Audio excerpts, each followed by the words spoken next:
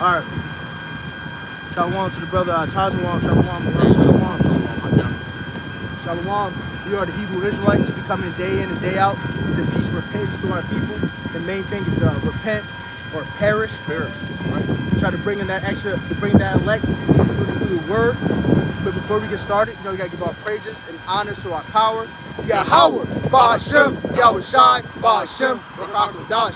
Shalom to the Akim Agwaf and Abayim that tuned into this video. That's peace to the brothers, sisters, and children that made tune into this video. Let's hop right into it. Right? We're gonna start in the book of Psalms.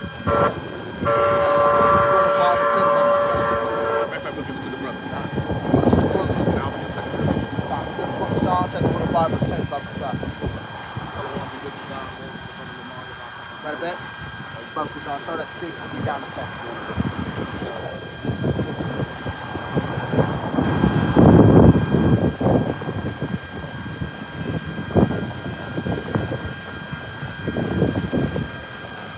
So this is the book of Psalms, chapter 105, verse 5. Remember his marvelous works that he have done, his wonders, in the judgment of his mouth.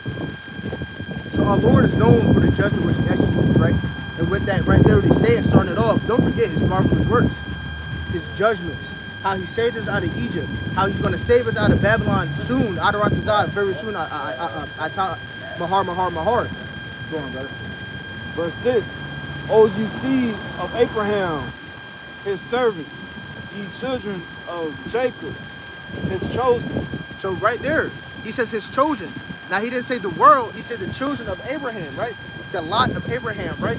Now lot of Abraham is the 12 tribes so-called going to Judah, Benjamin, Levi, Simeon, Zebulun, Ephraim, Manasseh, Gad, Reuben, Naphtali, Asher, Issachar, or likewise other people say, so-called African Americans, so-called Hispanics, and so-called Native Americans. Those are the chosen people. Those are the true people of Yahweh by Yahushai. Verse 7. He is Idawan, Yahweh, Ba'ashem Yahushai, our power. His judgments are in all the earth. Verse 8.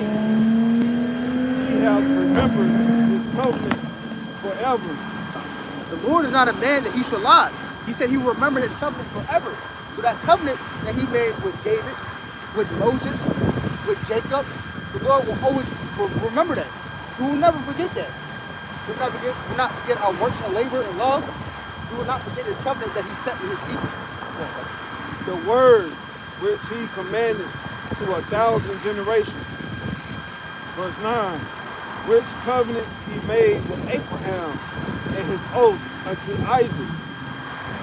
Verse 10. And he confirmed the same unto Jacob for a law, and to Israel for the everlasting covenant. Right, it's perfect. That right there was the point, because we want to say that everlasting covenant is to Israel. So any other people pushing that, oh, we can graft in other people, the heathens can be saved, or so-called Edomites can be saved, they're bugged out, because right there it says the covenant is for Israel, and Israel only. Like we said earlier, that falls down to Israel, Judah, Benjamin, Levi, Simeon, Zebulun, Ephraim, Manasseh, Gad, Reuben, Naphtali, Asher, and Issachar, so-called Hispanics, so-called African Americans, and so-called Native Americans. It's the book of Amos 3 and verse 1. It says, hear this word that the Lord Yahweh have spoken against you, O children of Israel. See how he addressed the children of Israel. He didn't say the world. He didn't say everybody. He said to the children of Israel. So this is who the Lord is talking to. O children of Israel, against the whole family which I brought up from the land of Egypt, saying, you only have I known of all the families of the earth. Right there. Well, so when he said, you only have you know, I've known out of the whole family of the earth, that's him right there proving the fact that he's only dealt with the so-called Israelites. Not so-called, the Israelites. He's not dealt with no other nation. He has not seen any other nation as family or kin to him. If roughly paraphrase it, these other nations are as spittle to him. Spittle is like a dehydrated spit. He doesn't even have enough care to give you a hydrated regular spit. It's a dehydrated spit. That's how these other nations are to him. They don't care about it. Yep. Verse 2, again, you only have I known of all the families of the earth, therefore I will punish you for all of your iniquities. Con. And this is why we are where we are at now. Because since we are family to him, since we are truly his kin, it's the reason why we get this judgment.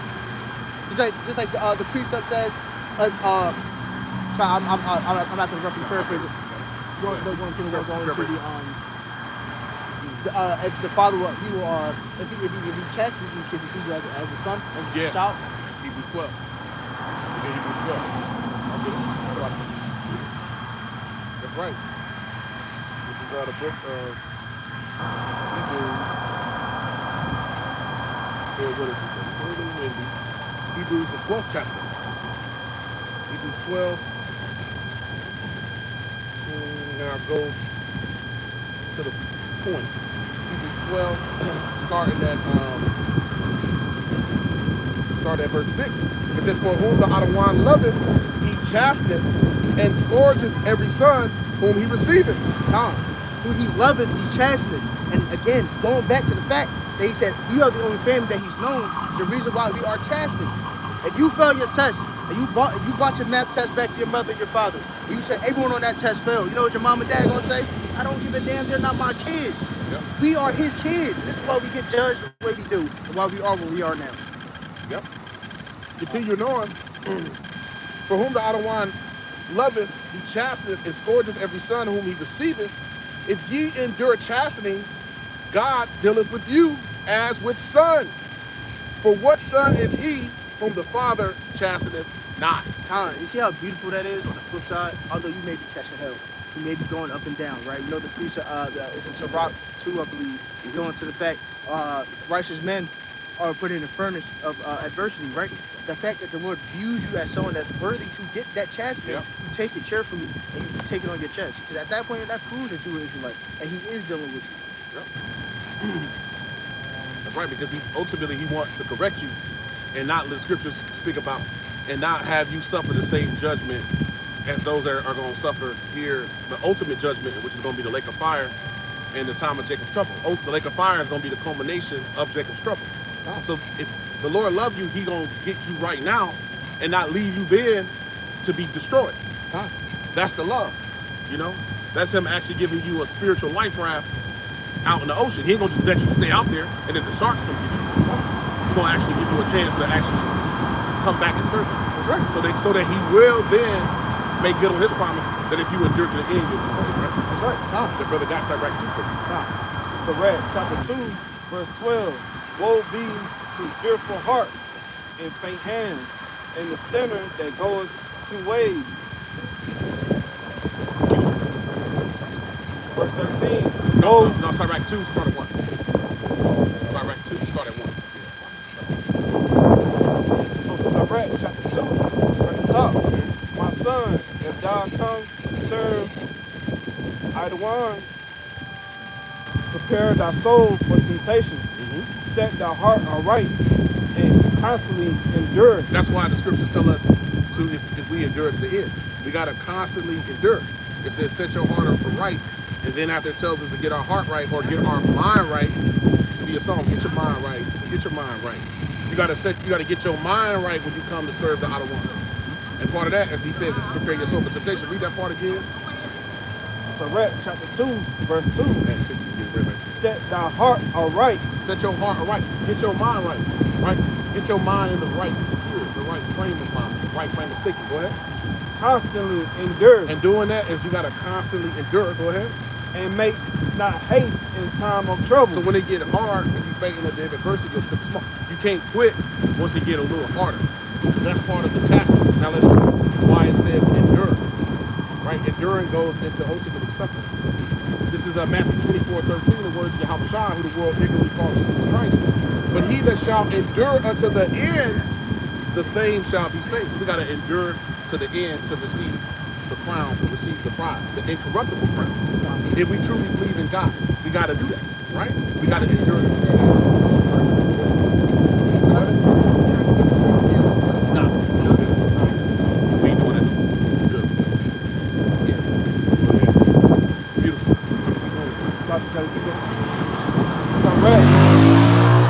Sirach chapter 2, verse 3. "Cleave unto him and depart not away, that thou mayest be increased at thy last end. Yep. You want to be increased, it says, at the last end. That's at the time of trouble. You want the Most High to be with you. You want that divine protection that we all are going to need, right? You want to be increased at the last end. Ultimately receive the promises. That's being increased at the end. It's not about being increased now. Because if you increase now, what good is it to win now if you go, Yahweh Shah said, for instance, what profit a man if he gain the world but do what? Lose his soul. What good would it be right now to profit you to be winning right now and to have all your heart's desires and all of that if it's going to cost you your soul? If it's going to cost you to be destroyed. Right? So we don't want to win. We want to win in the end. That's right. Back to you, brother. Sure. Okay, go ahead. Verse 4. Whatsoever is brought upon thee, take cheerfully. Yeah, whatever's brought on you, take what? Cheerfully. Now, the scriptures say, be of good cheer. Yahweh Shah said, for I am so take it cheerfully. That don't mean you jump and hop and skip and, put your heels together and use sarcasm. Be going through hardship. That doesn't mean that. Take it cheerfully means that you take it in the right frame of mind. You don't let your sins weigh you down. You don't allow for the things of the world to have you too low, and you don't get too high. You remain balanced. Take it cheerfully. Remain balanced. Go ahead. And be patient when thou art changed to a lower state. So that's another part of being chastened. It comes with endurance and being patient. Suffering. All of it technically is a form of suffering. Being chastened, right? Enduring and patience, they somewhat go hand in hand, right? So you got to be patient when you go through hardship, when you're brought to a lower state. Because the Most High give and take away. He can have you can be in a good place, and then over time, he can bring you down low. That doesn't mean he's done with you. Because he told us in Sirach 24, want me to get it? He told me in Sirach 24, I'll get it for you, that, Sirach 26 and 4, that whether a man is rich or poor, if he have a good heart toward the Adawan, he will rejoice always with a cheerful countenance. Meaning, it doesn't matter. The Most High don't see men how men see men. He sees truly the spirit of men. Men see men as in you got to have a certain amount of acclaim or fame or money or followers or worldliness for people to accept you. That's not how the Most High sees you. You could be down low or you could be rich. How do you know Job was a very rich man when you read in Job, the 1st and 2nd chapter? The Most High took everything from Job. And when Job was chastened and brought low, the Most High was with him just like he was when he was filthy rich. And he had lands and cities and tens of thousands of animals. That's real money. In the ancient world, real money. That's truly real money even still today. Gold and silver and land. He had that stuff.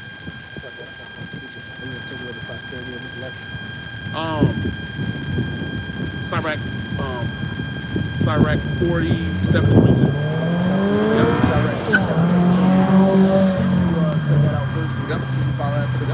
This is Second Chronicles.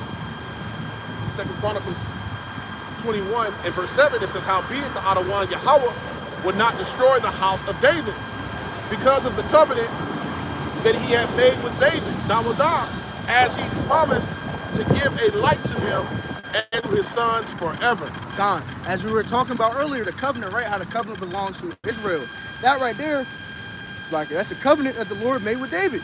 That he will not do away with his people. He will not do away with his sons. Because the sons that came through David is the elect. Right? Those are the righteous lineage right there. Like we're trying to put that precept out for. So chapter 47, verse 22. But Adawan will never leave off mercy, neither shall any of his works perish, neither will he abolish the posterity of his elect. In the seed of him that loveth him, he will not take away. Wherefore he gave a remnant unto Jacob, and out of him a root unto David. God, right there, he said a remnant unto Jacob, right? That root unto David. And he said he will never do away with the prosperity of the elect, right? The elect will be protected by the Lord because he promised that. That was that covenant that was given unto our people. The covenant, and it's other than, because there's 5 covenants, correct? Mosaic, Mosaic, you got the Davidic, you got... Start with the Noah, with Noah. Then the Mosaic, like you said. You got Moses. You got the covenant with Abraham, right? Abrahamic. You got the Davidic, and you got the new covenant. One of the 5 covenants the Lord has given us. Because again, he uses as family, as his kin, not anybody else. And that word covenant, we know, just goes into agreement. The Most High makes agreements. He made an agreement with each one of those men in each one of those situations. There's certain things he told Noah directly. Certain things he told Abraham, promises he made directly. Certain he made to David. Certain he made to Moses. On down, and then the new covenant is what we're hoping to be a part of, as we are, still in between the grace of the Most High, because we're not completely still in the old covenant, but it still has validity until the new covenant comes. Because the old covenant, the scriptures, the law, statutes, commandments, we couldn't keep that perfectly. The Most High told us that he found fault in Hebrews 8, not with the law. He said the law is perfect, right? Psalm 19:7. But with us, because he made us imperfect, we couldn't keep the laws perfect. And the Most High already knew that, right? So he found fault with that. So in the new covenant, then that's when Israel is going to be perfectly righteous, as was intended from the beginning, was for our people to only live and be righteous and to be gods, right? Meaning to never die. Beautiful. Having the new bodies and the law, statutes, commandments written within us, right? Yeah. That's going to be the new covenant. Now I got one for you. Speaking of the remnant, this will be for you just to continue to feed you to the Spirit. Yeah. This is Isaiah 10, starting at verse 20. Speaking of the remnant, and it shall come to pass in that day that the remnant of Israel, Yasha'Allah, and such as are escaped of the house of Jacob, Yahweh, shall no more again stay upon him that smote them, but shall stay upon the Lord Yahweh, the Holy One of Israel, in truth. That's going into the fact that there's going to come a time that the elect will be beamed up. We're not going to stay with these heathen that spoke us. That's like the precept says that they'll kill us, and they're not held accountable, right? We're not going to have to deal with that no more. We're going to be kings again. We're going to have princesses and kings. That's that time that's coming. Oh, that precept is real. Zechariah 11:5. Get that. That's a good precept. Verse 21 for you, bro. The remnant shall return. The remnant shall return, even the remnant of Jacob, unto the mighty power. The remnant's going to return, right? What the precept says is we're cause remembrance of things, right? And right now that's happening worldwide, that people are coming and getting that spirit back on remembrance and who we truly are and coming back to the word. And that's what's happening right now. The elect is coming back. Yep. It says in Jude 1:5, right? I will put you in remembrance, though I will put you therefore in remembrance those once to me. That means us coming back to who we are. We're shaking off the dust, the confusion, being in a lower state. We're shaking it off. Like that old Mariah Carey song, you gotta shake it off. We gotta shake off the dust and then put on righteousness. So the remnant is actually returning right now. Before the great and dreadful day, as we continue to read. Verse 22, for though thy people Israel, Yasha'Allah be as the sand of the sea, meaning we can't number to the children of Israel, yet a remnant of them shall return. It says only the remnant's going to return, right? So we already know when we're out here teaching that this is not for the masses or the majority of our people. It's really for a very small minority. Those that can see here is a small minority. Or you will see all these camps. You will see every camp would have at least 100, 300 people. Yeah. Everywhere brothers are teaching, if it was for the majority. Because it says our people are like the sand of the sea. Right. So if it was for all of them, the Most High would wanted all of them, then you would see great numbers of our people coming out to these camps. God. It says, for though my people Israel be as the sand of the sea, yet a remnant of them shall return, the consumption decree shall overflow with righteousness. Beautiful. God. That livelihood, that spirit of righteousness has come back in the flesh. It's come back in the world. It's coming back. I think it's in Iraq. We said without years without righteousness, now there was years without righteousness, now it's becoming fruitful again. Yeah. It's Iraq. We get it. The 6th chapter. You want the brother to bring that? I'll get that. I'll hold on to it. Hey, Shalom, too. I'll get you paid. Hey, y'all, we've been a little early today, so we've been catching. Time difference. Shalom, brother. Haven't seen you in a while. Always good to see you. Brother, you can bring yours, and I'll have that Sirach 6 for you. This is the book of Zechariah, chapter 11, verse 5. Who possessors slay them and hold themselves not guilty, and they that sell them say, blessed be Idawon Yahweh, Ba'ashem Yahweh, for I am rich, and their own shepherds pity them not. Going to the fact that if we really try to name all the lists of all the Israelites have been killed by Esau or the other heathen. He beat her for weeks on end, right? But when we brought that up, it's going to the fact that we're not going to have to deal with that. We're very close to not have to ever deal with that anymore. They wouldn't even have the gall to look at us a certain way when we're in the kingdom.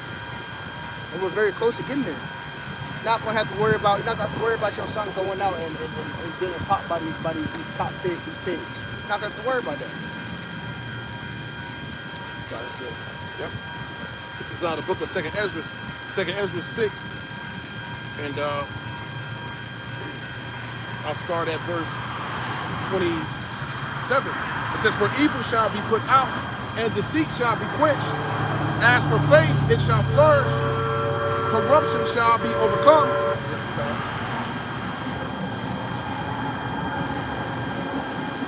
2nd Ezra 6 and verse 27 again. "For evil shall be put out, and deceit shall be quenched.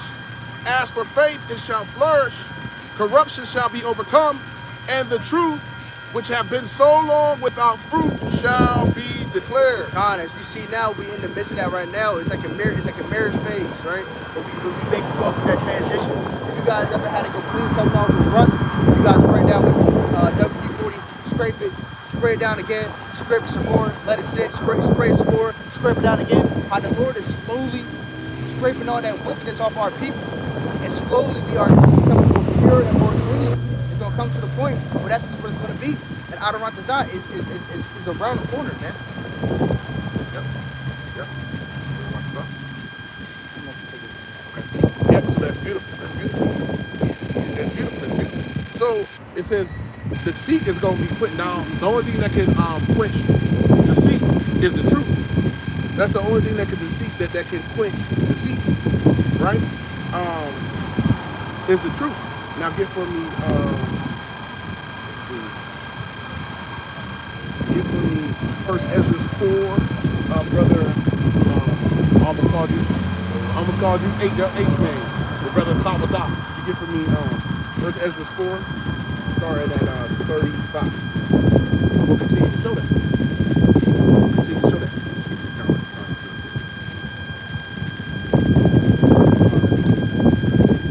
This is the book of 1st Ezra, chapter 4, verse 35. Is he not great that maketh these things?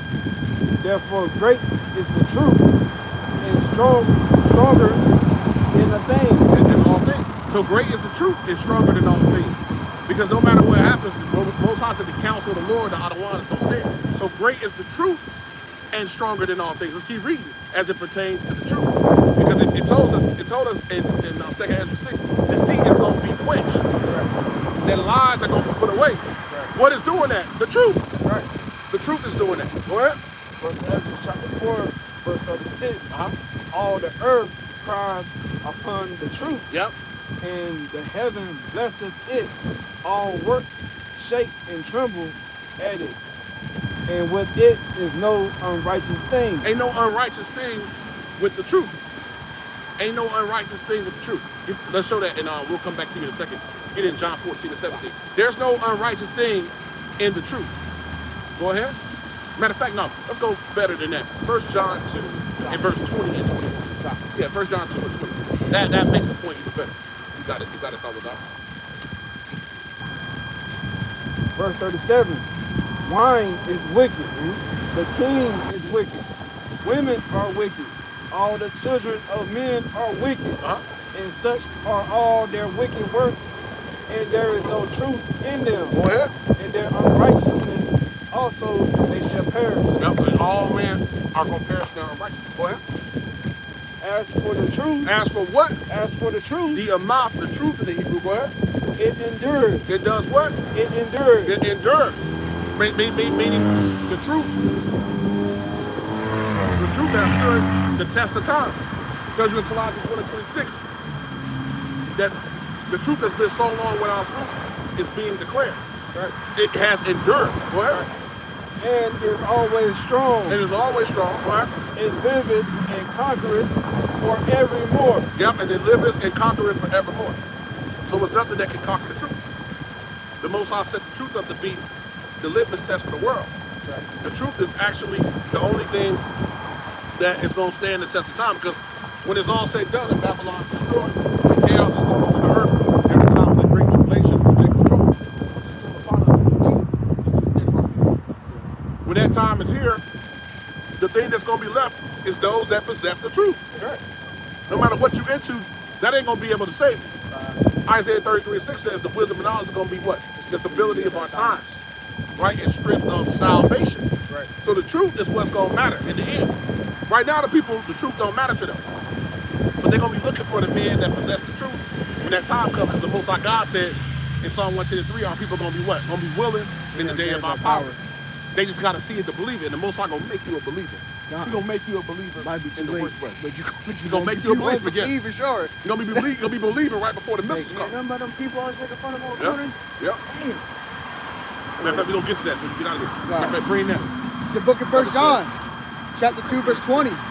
But ye have an unction from the Holy One, and ye know all things. You have an unction. It's in our spirit, right? You know, Ecclesiastes 3:3, what is under the sun, there's nothing new under the sun, right? And you know, you will be in your lot. If you was a prophet before, you'll be a prophet now. If you were a heretic before, you're a heretic now. Yep. It's in your spirit. You have an unction. Yep. So you brothers, you agwa that even coming back to listen. It's because you were like that before. That's that unction. Yep. You're being brought back to remembrance. Yep, go ahead. Khan, I have not written unto you because ye know not the truth, Yep, go ahead. but because ye know it, and there is no lie of the truth. Ain't that clear? God. Ain't no lie of the truth. That's So right. great is the truth, but great in all things, because ain't no lie in the truth. That's right. In other things, it can be tainted. Like this guy on the comment board, we ain't gonna even deal with him. But, you know, people like that, the Most High is gonna destroy. Ali Jitta, he's gonna destroy people like you. He said that the scriptures are corrupted. See, because he hasn't been in receipt of the truth. God.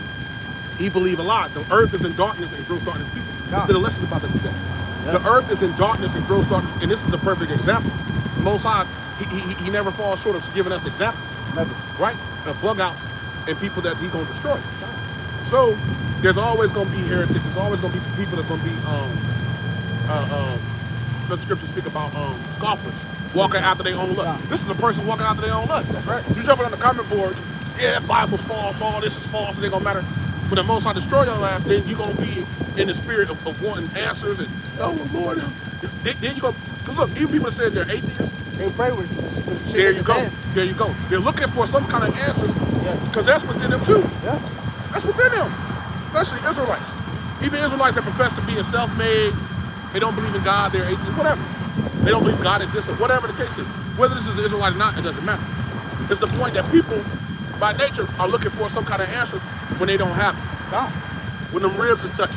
When they don't have the ability, they lose their job. Yep. Maybe they was making $150,000, $200,000. They lose their job. They get, something happens to them, they have a terminal illness. Right? They acquire cancer. They're looking for some answers somewhere. Yeah. You know? And see, the Most High is going to put a lot of people in the hurt locker real soon. Because you ain't going to be able to do this before long. But we ain't going to be out here. This is not an open-ended thing. Our time is limited. Our time is time sensitive. Right. It's very short. That door is closing. We talked about it last night. It's very close to just Yep. It's a crack left. gone. When the Most High got that crack just so the women can put their foot in there and get in there. Oh, man. Gone. Whew. So why do you have about you shot, man? Gone. Right? That's the spirit. Gone. That's the spirit. You got that? Yeah. You want me to move up to this and see you wanted to put down? No, that's good. That's good. That's good. Was it something I called for? Isaiah 6. Yeah, Isaiah 6. We'll get that. Now we got to roll with it. Go down to where Isaiah's gonna say, it's around 7 or 8. He's gonna say, Lord, he said, the Lord asked him, who's gonna go for me? He said, Isaiah said, I do it. Isaiah's telling the Lord, I come. And then when the Lord sent Isaiah, he let Isaiah realize it was sweet, it was bitter, you know, that when he had to actually go a witness, which was the Most High telling him what was gonna happen. Started about verse 8. Yep. Isaiah chapter 6, verse 8. Let's go with what the brother before this make. Go ahead. Isaiah, I'm sorry, Salaki. Also, I heard the voice of Adawan Yahushua saying, who shall I send? And who will go for us? Then he said, here am I. Yep. Now that was Adawan Yahweh, actually, right? So the Adawan Yahweh is who that's speaking of. Matter of fact, read that again, just to get that clean. That was it's all good. That was the Adawan Yahweh that was speaking to Isaiah, right? He was letting Isaiah know, hey, this is what I want you to do. And Isaiah took that commission. And let's see what happens when Isaiah went ahead and stood up to do what the Most High wanted him to do. Well, Isaiah 6, verse 8. Also I heard the voice of Adawan Yahweh saying, whom shall I send? Yep. And who will go for us? Then said I, here am I, send me. Yep. Verse 9, he said, go and tell this people, hear ye indeed, but understand not. That's the Most High speaking. They hear it, but they can't understand, right? And ye indeed, And see ye indeed. and see ye indeed, Go ahead. but perceive not. Yeah, you got eyes, but you can't see what's going on. Go ahead. But sin, make the heart of this people fat, Uh-huh. and make their ears heavy, and shut their eyes, lest they see with their eyes, Or else they will return to the truth. Go ahead. and hear with their They will ears, be able to understand the truth. Go ahead. and understand with their heart, Uh-huh. and convert, Yep. and be healed. Come back and be healed. Start the process of being cleansed and being healed. Now let's see what happened when Isaiah was being shown this. Go ahead. Verse 11, then said Adawan Yahweh, how long? Yep. And he answered, until the cities be wasted. So Isaiah asked, well, Lord, how long are our people going to be like this? He said, well, until Babylon get destroyed, until the Right. cities be wasted. Yep. Go ahead. Without habits. Because there ain't going to be nobody left here. There ain't going to be no inhabitants left here in Babylon. Go ahead. In the houses without man, Yep. and the land be utterly desolated. This land going to be utterly desolate, utterly, completely destroyed. Go ahead. Right. Verse 12, and Adawan Yahweh Mhm. have removed men far away, and there be a great forsaking in the midst of the land. And there be a great forsaking in the midst of the land. So one of the issues is here, if you go to Hosea the 4th chapter, the first 2 verses, is that there's no truth in the land. There's a great forsaking of what? Of the knowledge, of the truth, of God. There's a great forsaking for people in the earth of the Most High, in the land. So the process of that is going on now while the Most High is going to destroy this place, when he says that in Hosea the 4th chapter. There's a great forsaking going on in the land. Go ahead. Verse 13, Going back to the remnant, look at the last verse then. but yet in it shall be a tenant. Yep, a tenth. A tenth, Go ahead. and it shall return, and shall be eaten Yep. as a tile tree, Yep, it's a teal tree. seal tree, Yeah, you got it. and as oak, whose substance is in them when they cast their leaves, so the holy seed shall be the substance thereof. Yet the holy seed is speaking about the tenth. The tenth is the remnant. It's another name for the remnant. So the remnant, the tenth, is what's going to be left. A small portion, a small fraction. Yep, yep. The 10,000 part of men, a small group of people. That's the elect. That's who's going to actually return. It said the holy seed. Read that part again. Start with the holy seed. So the holy seed shall be the substance thereof. Yeah, that's what's going to be left, is the righteous people, the holy seed, boy. The elect. Beautiful. That's who's going to be left, is the elect, the holy seed. You know, got Habatah, brother. Shema Batah, Shema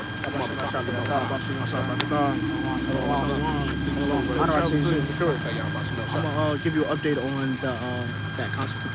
Okay. Shalom, Rocky.